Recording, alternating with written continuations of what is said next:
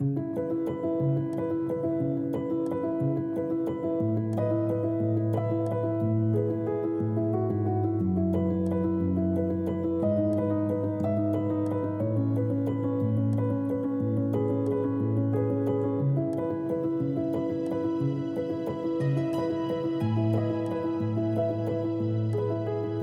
there's a particular person that he had started conversing with and was having just inappropriate conversations with.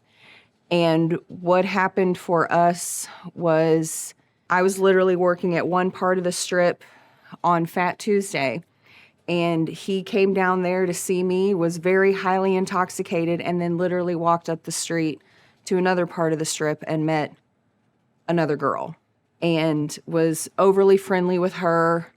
It made a lot of people that know me extremely uncomfortable. So that evening I got tons of phone calls. And when we got home that night, he was so intoxicated that I just was like, go to sleep. So he went to sleep on the couch. In the middle of the night, I did go look at his phone just to get proof. And I got all the proof that I need. I saw all their conversations.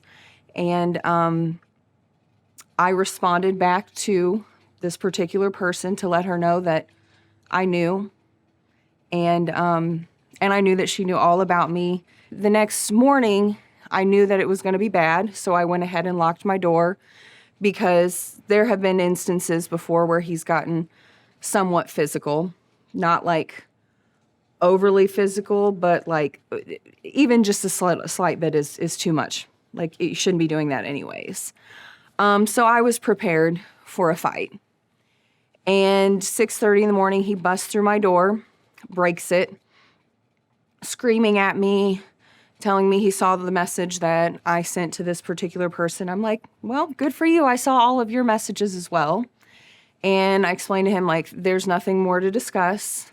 You obviously were seeking to go outside of our relationship. Have fun. I'm done. This is it. Like, I'm on my own with me and this baby. We're good. And we're arguing back and forth. He comes at me. He strangles me, throws me down on the bed, was strangling me, and then just pushing me into our nightstand, into the bed and everything. And at that point, I was like, this is only going to get worse from here. So when he walked out of the room into the living room, I grabbed my phone and called 911. And I gave them my name, my address, and told them that I was being attacked by my fiance and I needed help immediately. They asked if I could stay on the phone. I told them no, and I just hung up the phone and I threw it in my closet because he was coming back in. He was screaming at me again. And then when he went back out of the room, I grabbed my phone from where I threw it and I hit record. So he comes back in the room after I hit record, and we're arguing back and forth. He hits me across the left side of my face, wrestles me down. Again, he just keeps pushing me into our nightstand. But at one point, he was wrestling me down to the ground. And last summer, he tried to come at me, and I put him down. I'm a strong girl, and I put him down, and I put the fear of God in him. And he had messed with me since then. But when I was pregnant, I think he knew I couldn't fight back. And I wouldn't fight back because I've been doing everything I can to protect her. And as soon as I throw a punch or I fight back, then that's his excuse to just, come at me. Then when I tell him that he's not going to be allowed to see his daughter because of behavior like this, he literally tells me he's going to kill me and that he's going to slit my throat after he tells me to go ahead and abort our daughter. He tells me, in quotation, get an effing abortion. And then tells me he's going to kill me and slit my throat. So then he had this look in his face that was just like, I didn't even recognize him. So he turned around, walked into the kitchen. We have a set of knives sitting on the kitchen. And he went to grab one, and I just ran outside. I just beelined it out the door. Neighbors were all already standing out there because they can hear the commotion. One of them was getting ready to call the cops. And I'm just screaming. I'm like, you guys, he's lost it. I need help. And then next thing I know, the police pulled up shortly after that. He was arrested for felony domestic assault. He, of course, tried to manipulate the situation. As soon as the door was open and there were people around, he went from being a sadistic, narcissistic, abusive, insert word I can't say on camera, to cool, calm, collected, to, oh, we're just having an argument. She's overreacting, but I'm grateful that that's why I hit record, because I knew that that's exactly what he was going to do. And I'm sorry, but I'm not the one. Like, I'm not going to deal with it. It took a child for me to say no more. And that's what's unfortunate for me in my mind. I'm like, why wasn't I enough, especially when I'm such a strong, empowered woman who is an example for other women. And, and it's like, but it can happen to anybody. It really can. It's very sad to see us go from the stage to getting engaged and having a baby to now you're in jail and I'm still picking up the pieces. But by getting this out there and sharing it, I have learned that this is a major pattern for him. I've had probably 10 women reach out to me and tell me they've gone through similar things with him, where he's mentally, physically, emotionally, and financially abused so many women. And then you have 3 kids with 2 different women that you don't pay child support for. You are way behind, and they make it seem like the mother of their children, well, his middle 2, is keeping the kids from him, when in reality she's just protecting, because you're not a stable person. She's been physically, mentally, emotionally, and financially abused by you for 5 years and has seen things out of you that no woman should have to see. And you're trying to gaslight that and make light of that. And it's a pattern for him. And it's one that, like I said, I can't save him from. And so I overlooked a lot of things to continue that as well. But like I said, it wasn't until, he literally was telling me to abort our daughter, that he was going to kill me and slit my throat, and he went and grabbed a knife after strangling me, hitting me, pushing me into furniture.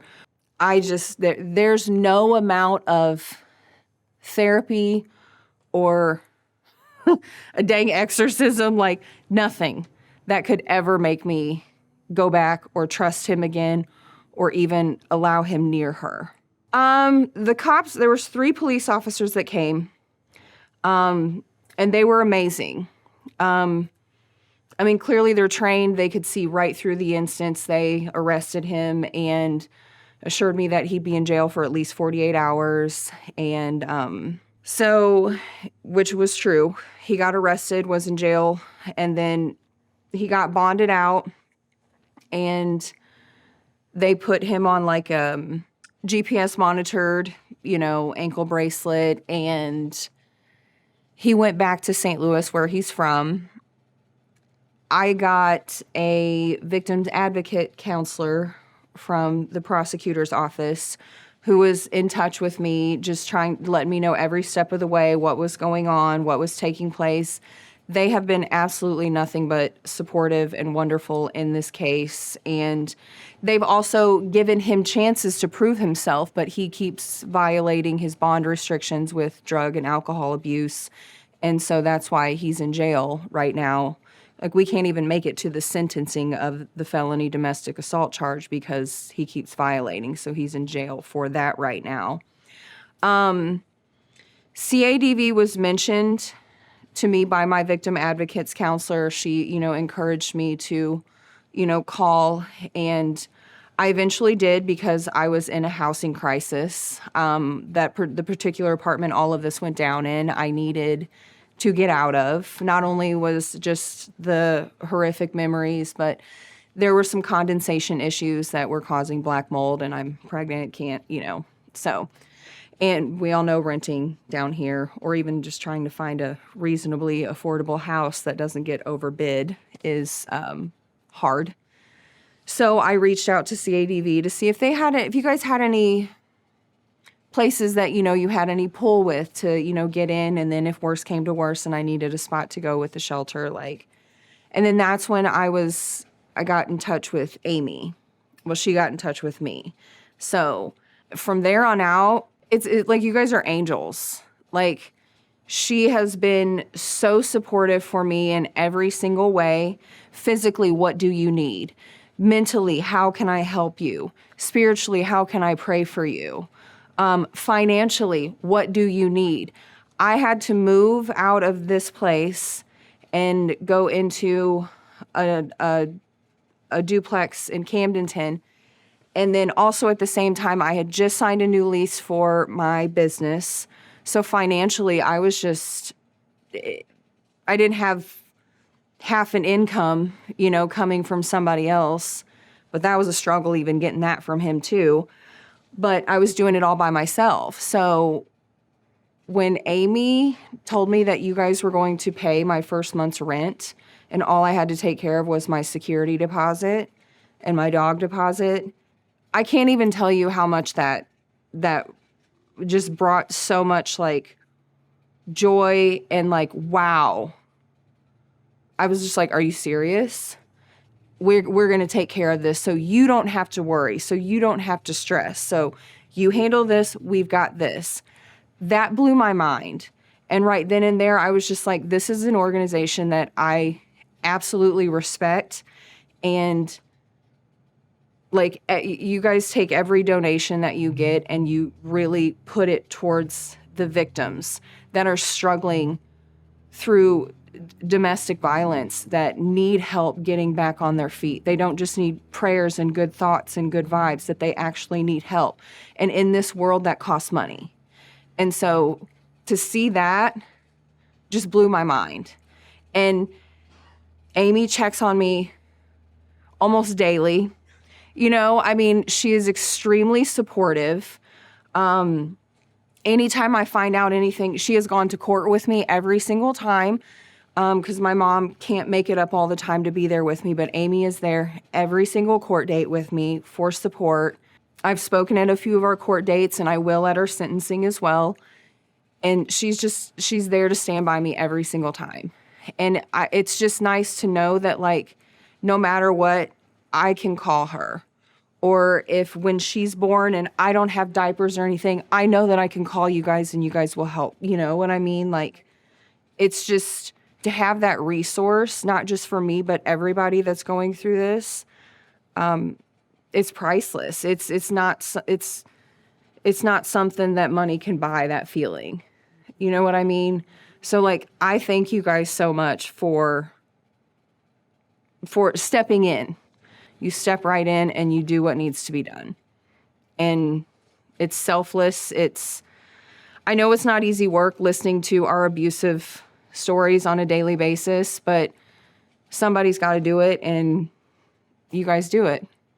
And it means a lot. For sure. Because this has really been a hard transition, So, especially being pregnant and this is my first baby. I was told I couldn't have kids. And so to have this happen in my life and then have all of this happen in my life, and now I'm just trying to build a future for her, to know that you guys are there means a lot.